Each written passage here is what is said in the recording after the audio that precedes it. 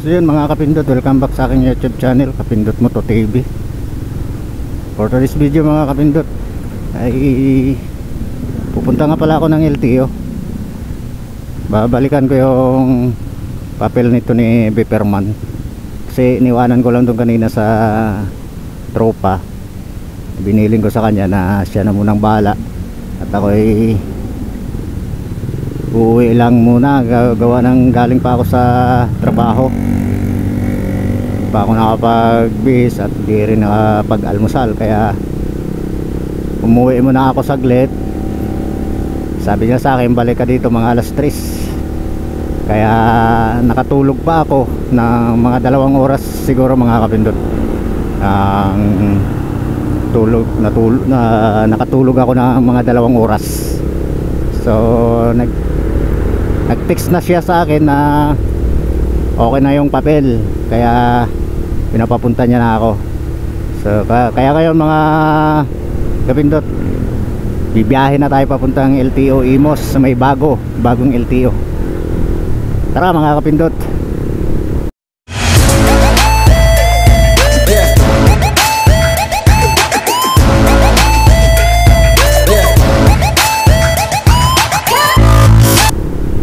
So medyo umulan kasi, buti hindi nagtuloy-tuloy yung ulan, kaya alis ka agad tayo. Kung nagtuloy-tuloy yung ulan, mayroon naman tayong raincoat, pero problema kasi hindi tayo makapag sapatos, so sandal lang tayo. Pero ngayon tumigil yung ulan, kaya tuloy tayo para makauwi tayo ng maaga. Kung maya pa tayo mga kapindot, traffic na. Tingnan nyo naman dito, may aksidente yata dito. Lagi yan dito, may aksidente. Ayan o, babae. Oh, 2. Wala. Kaya yan, ano kayang naka-aksidente niyan? 2. Magkaangkas yata yun. Yung mga kapindot, may nadaanan tayong aksidente, kaya sa ating mga kapwa riders, ride safe po tayo mga buddy. Kailangan bago tayo sumingit or bago tayo lilipat ng linya, siguraduhin po natin malinis yung lilipatan natin. Walang sasakyan sa likuran natin, at sa harapan kailangan titingnan nyo rin mga kapindot, kung mamaya nasa likuran kayo ng malaking sasakyan, tapos biglang may umano doon, nagagaya niya, no? Hindi makapaghintay, tapos harurot kayo ng takbo, hindi kayo nakapaghanda, mabigla kayo, kaya yun ang resulta, aksidente. Kaya ride safe tayo mga buddy. So yan ang ano, ride safe tayo palagi mga buddy. Ingat sa pagmamaneho. Kailangan sa pagmamaneho talaga buddy, yung ingat tayo. Kahit gaano tayo ka-ingat naman siguro kung yung mga kasabayan natin sa kalsada mga kaskasero, baliwala rin yung pag-iingat natin mga buddy. Pero kahit ganoon pa man, importante may pag-iingat pa rin tayo mga buddy. Kung sila hindi nag-iingat, basta tayo nag-iingat, yun ang importante dun mga buddy. So yun, diretso tayo mga buddy, mga kapindot. Diretso tayo sa Imos.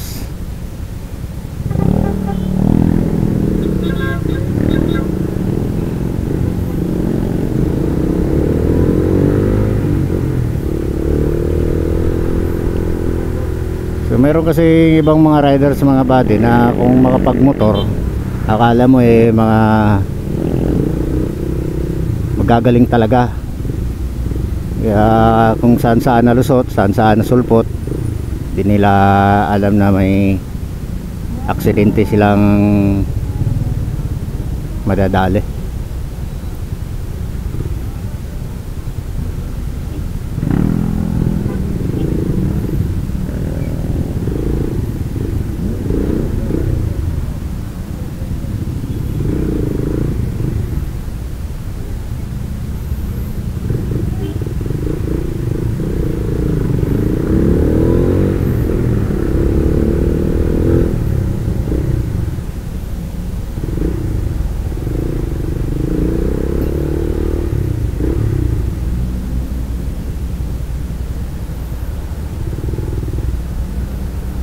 So mga boss, dito tayo sa Manggahan stoplight traffic. So update ko na lang kayo mga buddy pag nandun na tayo sa Imus pag malapit, pag nandun na tayo. Yan, mamaya go muna tayo. Kago na eh.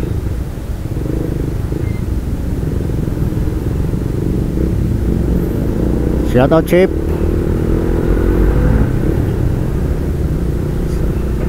Doon na lang tayo mag stop ng video sa pagliko natin. Pag mga ganitong sitwasyon, tuloy-tuloy muna tayo gawa ng uwian na yata mga estudyante ngayon. Malapit na mag-uwian, no? Kaya kailangan makalusot tayo ng bago maglabasan. Last stress na kasi.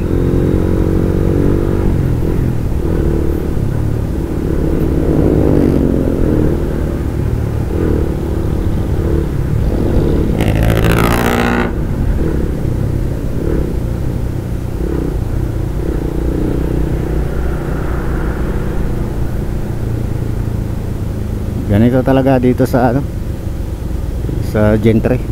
Pagka mga rush hour na, lintik tambak ng mga sasakyan dito. Gaya niya, no? Mayroon dito sa akin, no? Di ba? Dito sa dulo mga kapindot, harap ng Pure Foods, kakaliwa tayo. And then pag kaliwa natin dyan, update ko na lang kayo pag nandun na tayo sa LTO ng Imus.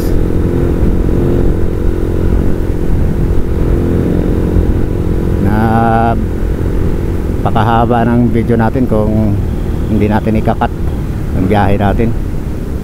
Kaya kailangan natin mag-cut ng video or ng record. Dito sa may Petron, kakaliwa tayo dito. So hindi pa tayo makadali ng kaliwa gawa ng yan, daming sasakyan. So yung mga kapindot, update ko na lang kayo. Basta dito sa kantong to, harap ng Pure Foods, kakaliwa tayo dito.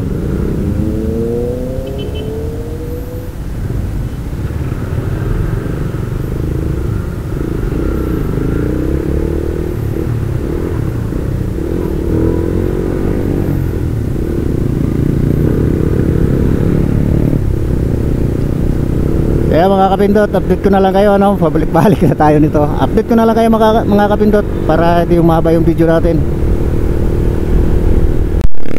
Yan mga kapindot, malapit na tayo sa LTO. Dito itong kanto na to, papasok pa kanan. Yan, LTO na to mga kapindot. Yan, dito na tayo sa LTO. So, hindi naman ako magtatagal dito mga kapindot kasi kukunin ko lang naman yung lisensya ko, ay yung ko tawag dito, yung ORCR ko. Yan,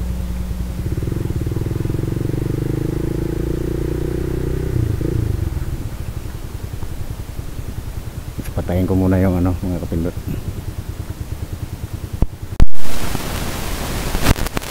Ito na, nakuha ko na yung ORCR ko. Ayan, yung bagong renew. Ito yung CR. Ayan, yung CR, ito yung OR, ito yung nirenew ko. Yan, ito yung nirenew ko 2024 to 2025 mga renewal. Ito, so ito yung bago. Yan, ito yung bago mga kapindot, ang bago.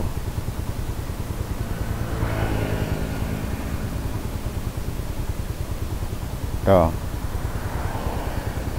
this payment is valid until June 2026. Renewal on June 8 to 14, 2026. Yan. So ito yung bago. So yun lang naman mga kapindot. Update. In-update ko lang kayo na nakuha na natin yung bagong restro ni Beperman. So ngayon pauwi na tayo mga kapindot. So yun lang naman mga kapindot, no. Hanggang dito na lang yung vlog natin. Kinuha ko lang naman yung ko. Kaya mga kapindot, paki-like, paki-share at paki-hit ang notification bell. At kung bago ka pa lang dito sa aking YouTube channel, paki-subscribe na rin ako mga kapindot. Peace out. Bye bye.